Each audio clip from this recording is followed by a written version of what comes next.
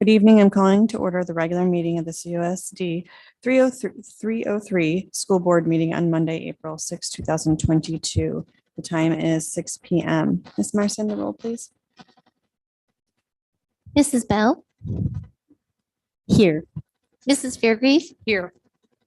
Mr. Kuschert, Here. Mrs. McCabe, Here. Mr. McNally, Here. Mrs. Barker, Here. Please stand for the and pledge. Mr. Lackner.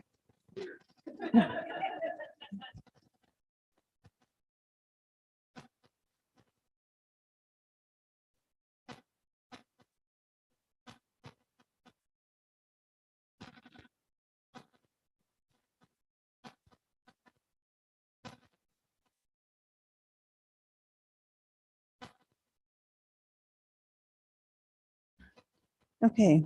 Do I have a motion to move to closed session for the purposes of litigation when an action against, affecting, or on behalf of a particular public body has been filed and is pending before a court or administrative tribunal, or when the public body finds that an action is probable or imminent, in which case the basis for finding shall be recorded and entered into the minutes of the closed meeting.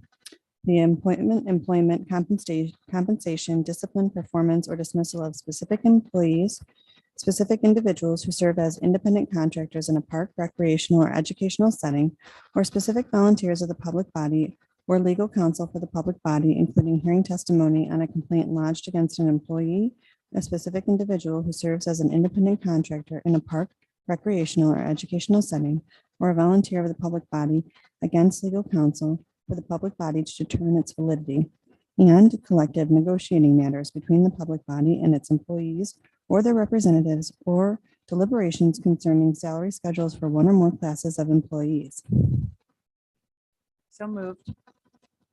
Second. Ms. Marson, the roll. Mrs. Fairgrieve, Yes. Mr. Kuschert, Yes. Mr. Lackner, Yes. Mrs. McCabe, Yes. Mr. McNally, Yes. Mrs. Bell, Yes. and Mrs. Barker. Yes. Board moves to closed session at 6:02 p.m.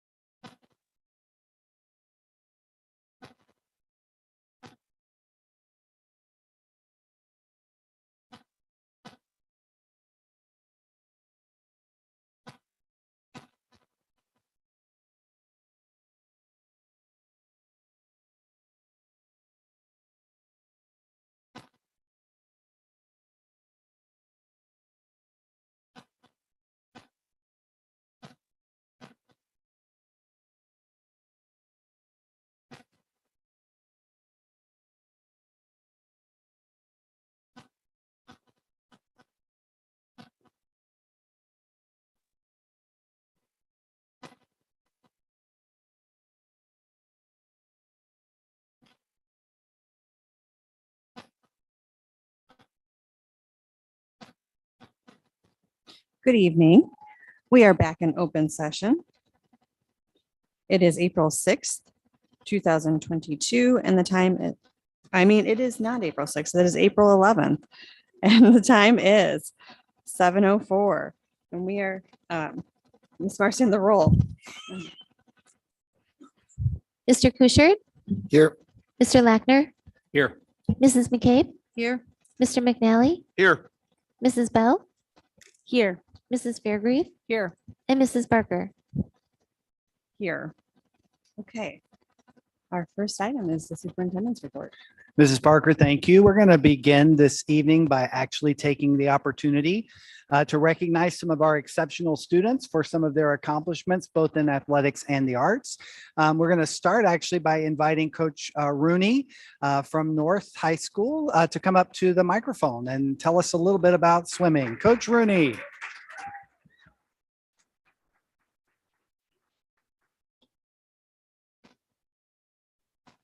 Board. Can I step away? Okay. So first of all, I want to thank you all. I know that you all volunteer your time and you give back to the community that you are reside in. And I know that many times you have people stand in front of you that don't necessarily say thank you.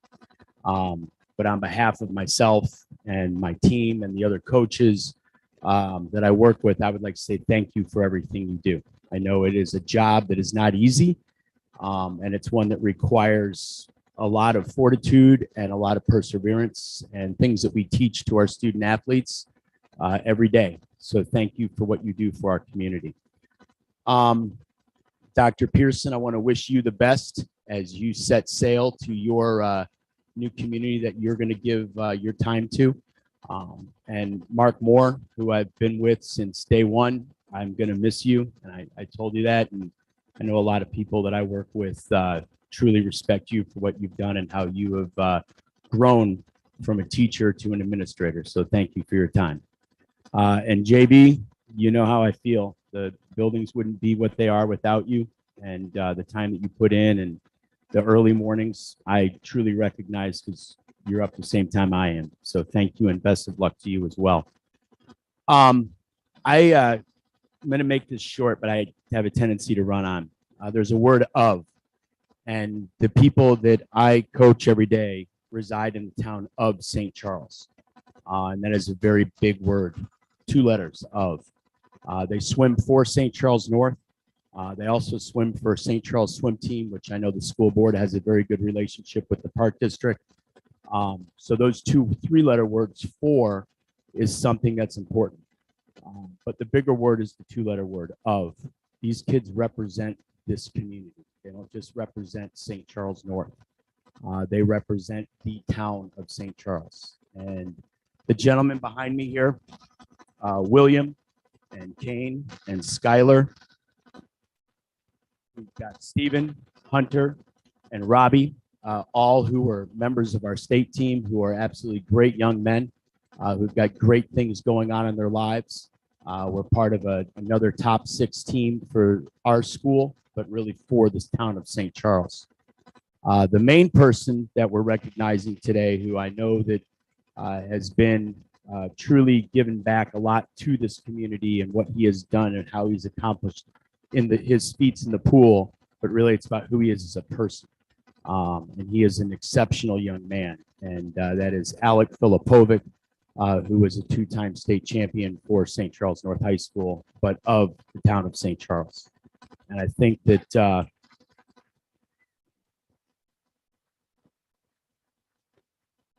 that is something that I always look for with the other boys that I am not saying is graduating or moving on, that they do represent this town, and they are great young men as well. And they've done phenomenal things in the pool in the past, and they will continue to do it for this community in the future. But Alec is a unique human being, and I, as a coach for 20 years in this building, 21 years, have had some great young men and young women come through the program. And I had someone ask me this morning at like 5 o'clock in the morning when I was working out, who's the best swimmer ever? And I said, Alec. And he goes, why? And I go, well, let me tell you why. Because he's humble, He's got great character and he cares about the kids around him. On top of that, he's a really fast kid in the pool, but he doesn't like to lose. So Alec is going to be going to the University of Texas. In the past, he had the opportunity to come up and speak when they won. Can we do that again for him to? Okay, Please. Alec, you got to learn how to speak, right? Come on up, big man.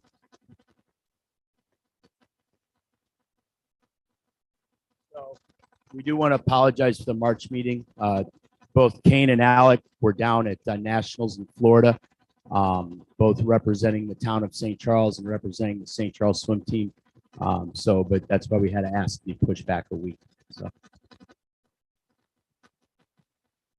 Popovic. I won the 100 fly and the 2 IM. So St. Charles has always had a great reputation of swimming, and I'm very proud to say that I've also helped build that and have been part of some of the best teams that St. Charles North and St. Charles overall has ever had.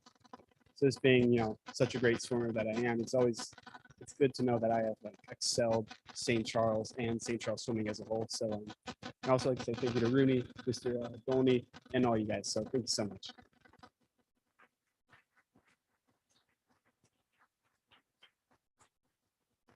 I do know that I got a number of members of my staff that couldn't be here and other kids that couldn't be here today, but Andrew Lewarchak and Chris Cloy both work in the building. Andrew's coaching water polo right now, and so is Chris. They could not make it, but Brian's in the back as my assistant coach. And I have to thank Dan as well for everything he does for me to help me out. So thank you guys very, very much.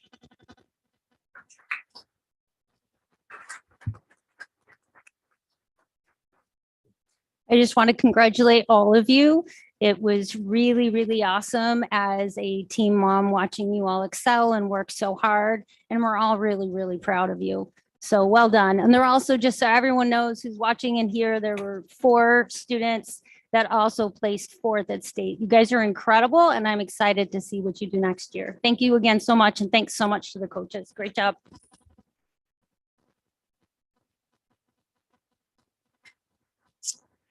We also have the opportunity tonight to celebrate and recognize some of our art students from North High School. So I'm going to ask Mrs. Dodd, Stephanie Dodd, who is the lead teacher for the art department, to come up and introduce our award-winning artists. And I think they also have a couple of words to say, maybe their art with them tonight. Thank you. Thank you. I would like to echo what Mr. Rooney said. Thank you very much to the board. It's with your support that I think we are able to do so well in our classes and in our department.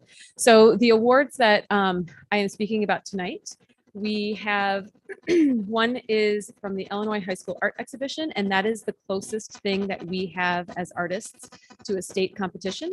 It is held every spring in March at the Bridgeport Art Center, downtown Chicago. And there are 97 schools that participate in the northern half of Illinois. So it really truly is the best of the best in terms of high school art students. We were able to choose 5 of our top pieces from the school to enter into the competition. And Emma Garcia, if you would like to come on up. Emma Garcia, her drawing took 3rd place in state amongst hundreds of other pieces that were in the competition.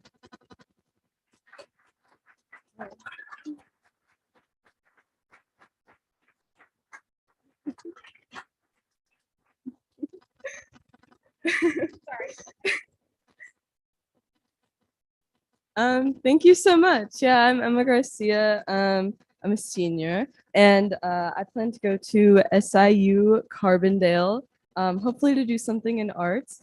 And yeah, so this is my piece. It's pretty much just about like our generation and like phone addiction and how it seems like it can be like, really the light of your life, and like, how you can kind of like lose sleep over it and stuff. So that's what this is about. Thank you.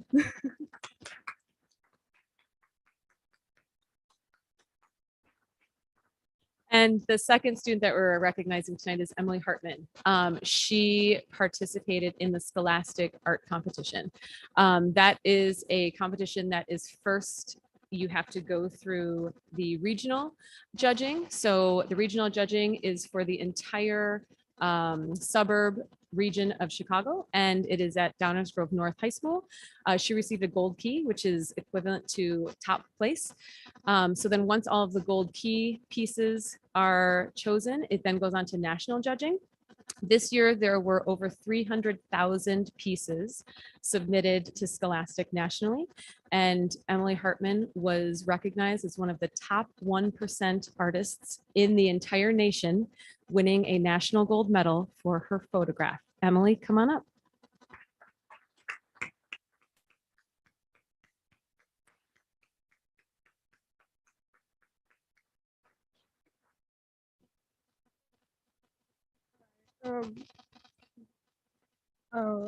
So this photo really means a lot to me. I took it when I was going through a really hard time with my family. We went on a family vacation to a very special place for us.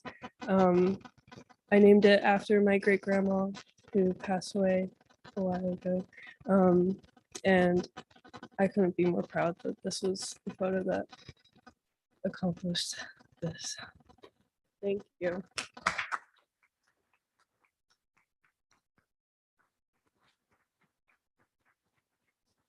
In June, Emily and her family and myself will be going to New York City for the national awards competition, and it will be held at Carnegie Hall, where she will be recognized for her photograph amongst the other gold medal winners across the nation. So thank you very much for your support, and hopefully we're here again next year for the same reasons.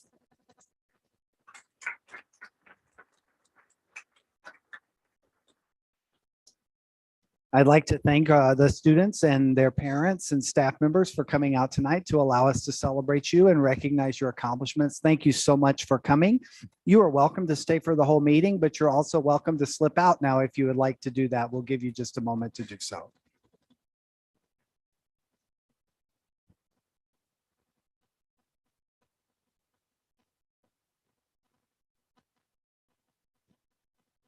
I'm so sorry. We had one more student. I didn't know if she was going to make it. She got it. That's okay. So Go ahead. Sorry, thank you. This is also from the Illinois High School Art Exhibition. Now, Anna was in a separate portion of the show. She was chosen to be in the Senior Scholarship Exhibition because she received over $200,000 in scholarships. Yes, so our seniors participate in a senior scholarship exhibition where they send in a portfolio. It is looked at by 50 to 60 different universities, and then they offer scholarships based on the portfolio. Anna was offered a lot of money, so her work was chosen to be part of the senior scholarship exhibition, and then that is judged separately from the other exhibition. And Anna actually won the top prize as Visionary Art Award from a panel of professional artists in downtown Chicago. I'm in AP Photo and I'm doing my sustained investigation on consumerism. This was my first piece that I created. It's like supposed to represent feeling overwhelmed by your material objects, and it was judged based on visual appeal and concept, and it was an unexpected honor. Can I ask a quick question? Thank you again. Can I ask one quick question? Where are you going to school next year? Michigan State. And you're going to study art there? I'm Or- not a career. Okay. Well done.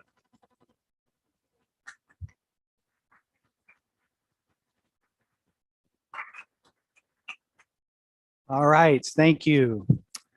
We also want to take an opportunity this evening just to introduce to board members Mr. Jared Buxton. Most of you know Mr. Buxton. He is currently the principal at Munhall Elementary School. And on the personnel report tonight, we actually are recommending him to become the Executive Director of Elementary Education. So Mr. Buxton is here tonight, and we've invited him just to say a few words. Yeah, I just want to thank the Board of Education and thank senior leadership team. I'm very humbled and honored for this next opportunity. In my 18 years in D303, I've learned so much from D303. It has given so much to me, and I look forward to continuing to give back to D303 in a new capacity. I look forward to finishing strong at Munhall, which is a second home to me. But I'm also want to extend my gratitude to Ms. Geyer. I've learned so much from her over my time, and Mrs. McCabe. But I'm also very excited to lead 11 amazing principals and serve teachers that are so student focused. And so I'm more than excited to begin the next chapter of my leadership journey. Thank you.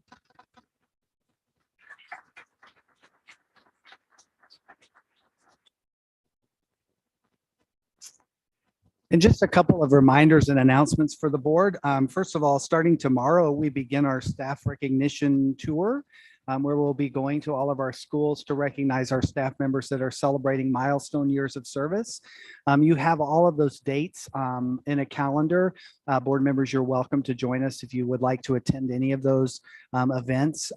Typically, we do have board members that help present those recognitions to staff members. So if you're available, please come and join us. I also wanted to just take an opportunity to remind you that the retirement event is on Tuesday, May the 24th at Thompson, which you also should have that information as well as we celebrate and recognize those members of our district staff that are retiring at the end of the year. And just one more note, this is actually kind of testing week in District 303. We started IAR testing last week and it continues this week. So that's for our 3rd through 8th graders. They're taking the Illinois Assessment of Readiness, and then PSAT and SAT testing is actually on Wednesday at the high school. So there's a lot of standardized testing going on, and so far so good. So we just wanted to let you know about that as well. Thank you. Okay. Thank you, Dr. Pearson. We do not have any citizens' comments, so we do not need to read that policy. That brings us right to our committee reports. Let's start with learning and teaching. Okay, learning and teaching met. The meeting was called to order at 5:30, and we started with a discussion item for the grades 9 through 10 update. And Dr. Warren gave an overview of the CDT process, curriculum design team process. Feedback was solicited from English teachers in grades 9 through 12. Teachers wanted a manageable number of specific and actionable learning targets and a common, consistent set of standards to help students build on skills acquired each year. Student work was analyzed through PSAT, SAT, and assignments. 3 needs arose: knowledge and use of Tier 2 vocabulary, comprehension of text, of complex texts, conventions, and styles. Based on these needs, curriculum development has been working toward 2 overarching goals: improve comprehension of complex texts and improve expression of students' own and others' complex thoughts, feelings, and actions. It is important to think of students as growing 4-year students. Each year, students should learn from novel experiences to build upon the skills and knowledge from the previous year. In the fall of 2022, freshman and sophomore English classes will implement the inquiry reading process, visual comprehension strategies, and the audience awareness models. Teachers would like to have ongoing formative assessments for continuous development and consistent professional development for all 9 through 12 English teachers. Board discussion included: are you able to come together on early release days? What articulation needs to happen in grades 5 through 8? And what is the pathway? And what have teachers learned from student work, and how has it impacted instruction? Next up was high school data report. In the fall, the district revamped on-track indicators for post-secondary success. Dr. Igo reviewed the SAT data from the fall to assess whether students are growing at an appropriate rate and a rate to meet grade level benchmarks. The district set ambitious yet attainable baseline goals for 2025 based upon scores from spring. Data considerations: the data shown is an assessment from the learning that has already happened. It is not immediately actionable for instructional decisions in the classroom. Spring 2021 PSAT, SAT data should be viewed with caution due to the unique impact on the school year from the pandemic. Only 90% of students participated as opposed to 95+%, and EL/IEP students are underrepresented. Proficiency scores are only available for grade 11. Proficiency in other grade levels is only based on estimates. And the most recent data comes from fall 2021, which was too early in the year to tell if shifts in curriculum have had an impact on performance. Next steps are to rethink the assessment processes and to have actionable information that teachers can use to help students gain proficiency.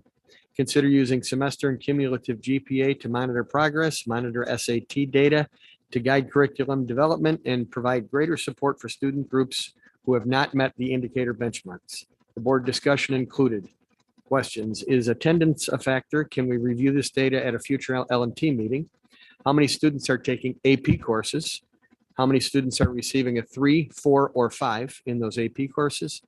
And can we see the AP scores by course if we combine North and East courses? How many students are enrolled in dual credit courses? What percentage have we increased enrollment in AP and dual credit courses over the past 5 years? And is it possible to get a breakdown of enrollment and scores by subgroups? Next up was the equity audit update. Dr. Taylor provided an update on the equity audit process. The district has been working with the Consortium for Educational Change to conduct focus groups.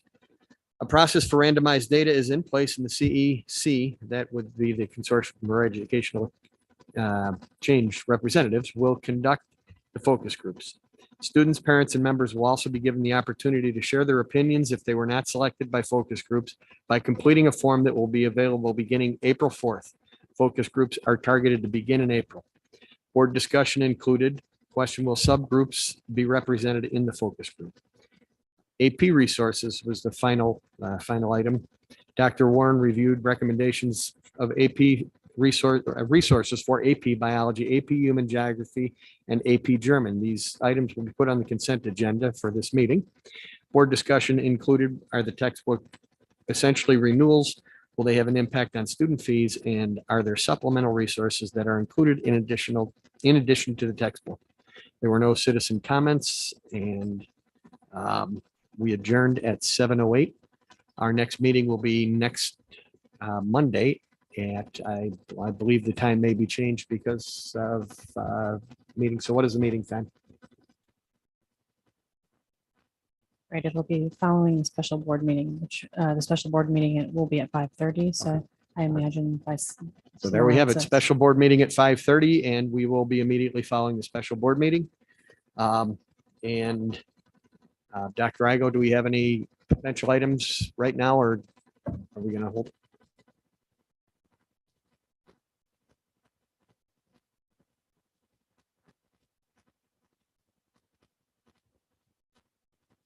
Thank you very much.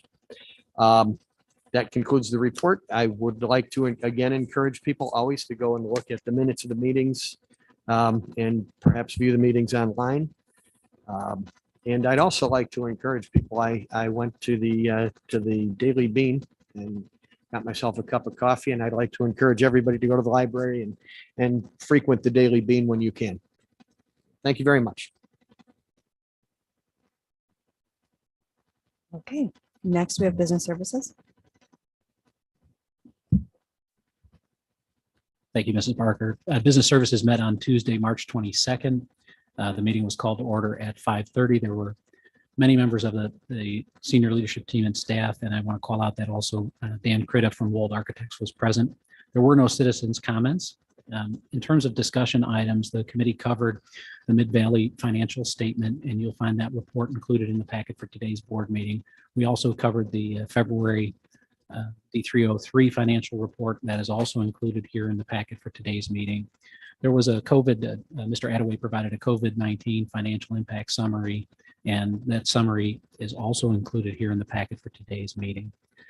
The committee had a facility master plan update shared by Mr. Baird and Mr. Critta. Mr. Chazar and Mr. Attaway also shared information about how population changes and shifts can impact our requirements. There was also a discussion in that conversation about 4 separate scenarios of changes to the physical plant here for the district and the funding options that would be required to facilitate those changes. I would encourage everybody to take a look at the presentation that's included here and in the committee meeting minutes associated with those funding options, and you'll see the different mechanisms that the district has at its disposal for paying for some of the changes. And I think that's the first time we've seen funding attached to alternative scenarios. And so I'd encourage not only everyone here, but the community at large to take a close look at those 4 different scenarios that were presented. In addition, we covered off on the contract renewal for Organic Life. There was a discussion of the Redley Middle School track resurfacing, and that's for action today for your consideration. We talked about the stage curtain at St. Charles East, and that expenditure is also on the agenda tonight for action. And then we had a discussion with Mr. Smith about the technology renewals, and those renewals are embedded within the consent agenda today. There were no citizens' comments, and we adjourned the meeting at 6:39. Okay, thank you. Policy, did policy meet? No, I don't think so. What about DPTO? Unfortunately, I was unable to attend DPTO this time. Is there any relevant information to share? Okay, no. All right, then. I think that would conclude our committee reports. We do have one for discussion item this evening, and that's an update on the superintendent search. I'm pleased to say we're in the final stages of the search process, and we are tentatively planning to take action and announce a new superintendent in a special meeting on April 18th preceding LNT. Okay, that moves us right along to our consent agenda. Do I have a motion to approve the consent agenda? So moved. Second. Thank you. Is there any item anyone would like to pull from the consent agenda? No? Okay. Ms. Marson, the roll, please. Mr. Lackner, Yes. Mrs. McCabe, Yes. Mr. McNally, Yes. Mrs. Bell, Yes. Mrs. Fairgrave, Yes. Mr. Kuschert, Yes. and Mrs. Barker. Abstain. Motion passes. Okay, that moves us on to our 4 action items. Our first 4 action item is the Redling Middle School track resurfacing. Do I have a motion to approve? So moved. Second. Thank you. Do we have any discussion? No? Okay. Ms. Marcy, on the roll, please. Mrs. McCabe, Yes. Mr. McNally, Yes. Mrs. Bell, Yes. Mrs. Fairgrave, Yes. Mr. Kuschert, Yes. Mr. Lackner, Yes. Mrs. Barker. Yes, motion passes. Our next 4 action item is the St. Charles East Stage Curtain bid. Do I have a motion? So So- moved. Second. Thank you. Is there any discussion? No? Okay. Ms. Marson? Mr. McNally, Yes. Mrs. Bell, Yes. Mrs. Fairgrave, Yes. Mr. Kuschert, Yes. Mr. Lackner, Yes. Mrs. McCabe, Yes. and Mrs. Barker. Yes, motion passes. All right, that concludes our 4 action items. We have several reports for information tonight. I'd like to call to your attention. The District 303 January 31st, 2001 financial report, the Mid-Valley January 31st, 2021 financial report, the FOIA requests, district enrollment, and the COVID-19 summary. We have no new business listed. Is there anything anyone would like to add? Okay, no. No new business to be added. All right, just a moment. Let's see if we have any end of meeting citizens comments.